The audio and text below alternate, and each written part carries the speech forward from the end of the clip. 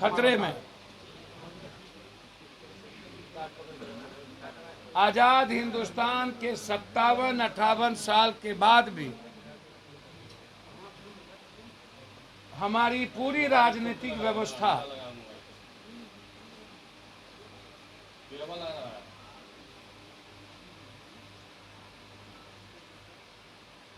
उन्माद पर टिका हुआ।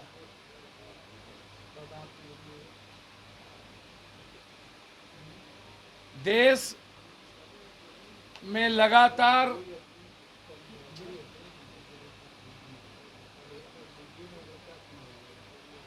हिंदू मुसलमान के साथ साथ जातियों के अधिकार और उसके सम्मान, वर्ग, वर्ण और वंचित कमजोर समाज या ऊंची जात के लोग, सभी को अपने अपने विचारधारा पर जीने का अधिकार है। सबको अपने अधिकार और अपने विचारधारा पर बोलने का अधिकार है। कोई हिंदुस्तान में जाति छोटा और बड़ा नहीं है। आजाद हिंदुस्तान के पहले भी सीप से लेके अभी तक हिंदुस्तान में मूलवासी आदिवासी से लेकर वंचित गरीब कमजोर तबके से लेकर ऊंची जात, जब जाति व्यवस्था आई तब से लेकर सबकी भागीदारी है।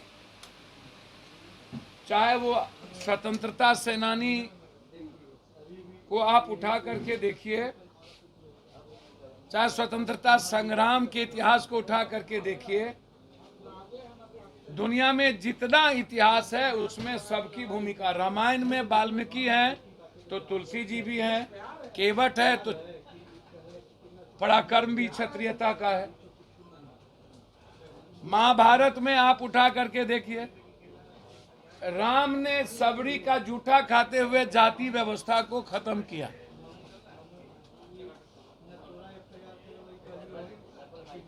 राम ने विभीषण का सम्मान जिस तरीके से दिया, वो क्या आज कोई समाज का ताकतवर लोग क्या वो देंगे सम्मान? जिस तरीके से राम ने लक्ष्मण का सम्मान किया, क्या फिर कोई देगा?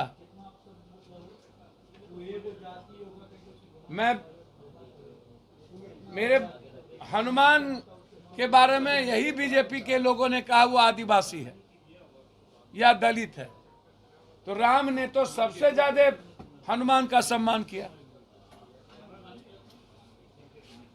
सबसे ज्यादा। फिर राम के मानने वाले लोग हनुमान को या सबरी को गाली कैसे दे सकते, या किसी भी जाति को गाली कैसे दे सकते? कृष्ण की भूमिका में भी आप देखिए, सुदामा उत्कृष्ट भूमिका के साथ रहे हैं। उन्होंने अपनी सारी चीजों को खत्म कर कृष्ण के सम्मान की बात की। उस तरह यदि वसुधैव कुटुंबकम की बात करिएगा तो कृष्ण से अर्जुन, आप जाति व्यवस्था कृष्ण के काल में नहीं थी। जो लोग तब की जाति और क्षत्रियता की बात करते हैं उनको ज्ञान नहीं है। कृष्ण ने कर्म के आधार पर विवेचना की, तब जाति नहीं थी। युधिष्ठिर का कौन सा जाति था? नकुल और सहदेव का कौन सा जाति था? युधिष्ठिर की कौन सी जाति थी? भीम का कौन सा जाति था? सुभद्रा और रुक्मणी की कौन सी जाति थी? ये सबसे बड़ी बात है। ये मैं जानना चाहता हूं।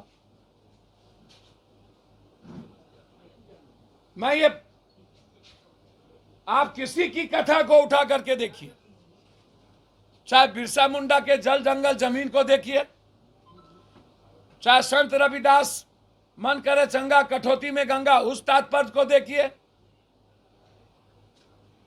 जिस वाल्मीकि ने समाज के अंतिम पौधान पे रहकर राम के भाव को सामने लाया उस कैरेक्टर को देखिए। फिर आज जो जिस तरीके से राजनीतिक पार्टी और जातीय ठेकेदार जिस तरीके से जाति को चिन्हित करके या नेता को गाली दे रहे हैं, मुझे लगता है कि ऐसे लोगों के खिलाफ सख्त एफआईआर लॉन्च होना चाहिए। पहले भी इसी तरह की कई सेना, भूमि सेना, लोरिक सेना, कुर्मी सेना, रणवीर सेना, सनलाइट सेना, हिंदुस्तान में संविधान के मुताबिक किसी भी तरह के सेना, किसी भी तरह के उत्पात मचाने वाले गैंग को इजाजत नहीं मिलती थी। फिर आज जिस तरीके से आपको पूरी की पूरी आजादी है डेमोक्रेसी में अपनी बात रखने के लिए, लेकिन जिस तरीके से मुट्ठी भर कुछ लोगों ने राम के आचरण और चरित्र को जीवन में नहीं लाकर क्षत्रियता का जो पराक्रम था, वो पराक्रम इंसानियत को बचाने के लिए थी। लेकिन जो लोग आज गाली गलौज कर रहे हैं वो सही नहीं है। जाति जनगणना, बीजेपी के लोग लगातार समाज को दिग्भ्रमित करने का प्रयास।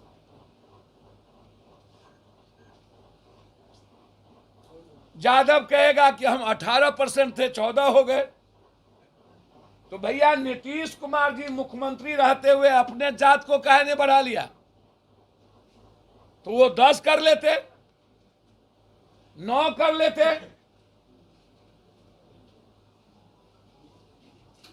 जाटव जाति, राम जाति 5%, क्या वो गलत है? अत्यंत पिछड़ी जाति, क्या वो गलत है? माइनॉरिटीज कह दे कि हम 20 थे, हमको 17 कर दिए। आज जो 63% ओबीसी की बातचीत और अत्यंत पिछड़ों की जो आज सामने में एक जातीय जनगणना लाया गया, इसमें मेरा आग्रह है बहुत क्लियर कि जो बिहार या हिंदुस्तान के ऊंची जात के लोग हैं, आज नहीं राष्ट्र कवि दिनकर से लेकर के विद्यापति कवि, हिंदुस्तान में जितने स्वतंत्रता सेनानी क्षत्रिय समाज से आए या ब्राह्मण या ब्राह्मर्षि, जिस तरीके से कई बड़े लड़ाकू ने लड़ाई लड़ी, तब भी पिछड़ा पावे 100 में 60, तब भी ये सवाल था कि समाज में जो दलित है, वंचित है, कमजोर, जिस दिन जगेगा उस दिन लड़ाई होगी। चाहे जगदेव बाबू हो, चाहे कर्पूरी ठाकुर हो, कोई नई जाति जनगणना की बात नहीं आई है। हमेशा से आरक्षण के को जिस तरीके से लाया गया, 27% पिछड़ों को 50 से 53% भागीदारी के लिए, यह सवाल तब से उठ रहा है कि हमारी भागीदारी बढ़नी चाहिए। और समय के अनुसार ऊंची जात में जब एक बड़ा वर्ग गरीबी और अशिक्षा के आधार पर नीचे हुआ, तो वहां भी आरक्षण का डिमांड उठा। निश्चित रूप से समय काल पात के अनुसार 100% में ही ना आरक्षण आप देंगे हमारे समाज को, तो उसमें 10% आरक्षण ऊंची जात को गई। ये नई सब नया बात नहीं है जाति जनगणना। आज जो जाति जनगणना हुई, यह सवाल लगातार, अब हमको आश्चर्य लग रहा है कि एक कम मूल्यांकन हो गया कि फलना जात इतना प्रतिशत थे।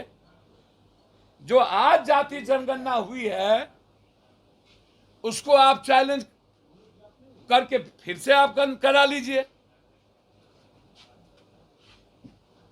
जिस तरीके से बात आप क्यों उत्तर प्रदेश में कह दिए जाति जनगणना नहीं होगा, नहीं करेंगे, जब देश का डिमांड है कि ओबीसी की जाति की जनगणना होनी चाहिए, अत्यंत पिछड़ों की, दलितों की जाति जनगणना होनी चाहिए।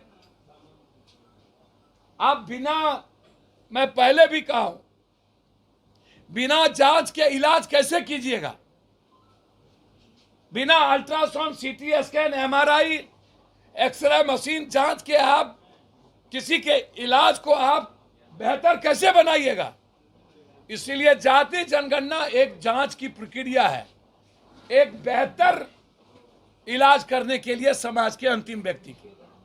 जाति जनगणना पहले भी 17 या 14% यादव था या अन्य जाति थी, वोट तो चल ही रहा था 15 सालों से। इसमें क्या फर्क पड़ना है वोट और सियासत का? इसीलिए मेरा 3 सवाल है इस पर।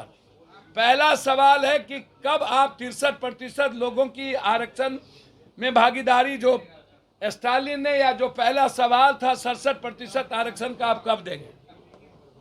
दूसरा सवाल मेरा है कि 17% भागीदारी, मैं आपसे पूछना चाहता हूं, जरा आप हमको बताइए कि 17% माइनॉरिटी, 18% माइनॉरिटी और 32% अत्यंत पिछड़ा। मैं जानना चाहता हूं कि क्या राजनीति में अत्यंत पिछड़ा और माइनॉरिटीज को आप आगे लाएंगे? क्या विकास से लेकर आर्थिक और सियासत में भागीदारी देंगे? कब ये भागीदारी की? और आरक्षण 67% आरक्षण में अत्यंत पिछड़ा और जिस माइनॉरिटीज को आपने कास्ट के आधार पर बाइफर्केशन किया है, क्या आप उस माइनॉरिटीज की हिस्सेदारी आरक्षण में दे रहे हैं कि सिर्फ उसको बाइफर्केशन कास्ट के आधार पर कर दीजिए, माइनॉरिटीज को आरक्षण में हिस्सेदारी नहीं मिलेगी? तो माइनॉरिटीज के लोग को भी, अत्यंत पिछड़ी जाति जिसमें आप लाए, उसको भी आप आरक्षण की बात होगी। मेरा सीधा सवाल है, क्या हिंदुस्तान में अत्यंत पिछड़ी जाति के लोग पीएम सीएम बनेंगे? मुसलमान को क्या हिंदुस्तान में या स्टेट में अब सीएम बनाने की प्रक्रिया होगी? हमारी पार्टी अत्यंत पिछड़ी जाति और माइनॉरिटीज के पक्ष में है कि उसको मुख्यमंत्री बनाया जाए। एक मिनट रुकिए, बहुत क्लियर है हम। आरक्षण की भी हिस्सेदारी बढ़ाइए और सत्ता की भी हिस्सेदारी बढ़ाइए। ऊंची जात के लोगों की भी हिस्सेदारी बढ़ाइए। डिप्टी सीएम, ओबीसी में भी आप यदि मुख्यमंत्री देते हैं तो आप हमें डिप्टी सीएम बनाइए। मैं चाहता हूं तत्काल नीतीश कुमार जी अत्यंत पिछड़ा में, माइनॉरिटीज में और ऊंची जात में, 3 जातियों में डिप्टी सीएम बनाए। मेरा आग्रह है ऊंची जात का भी एक डिप्टी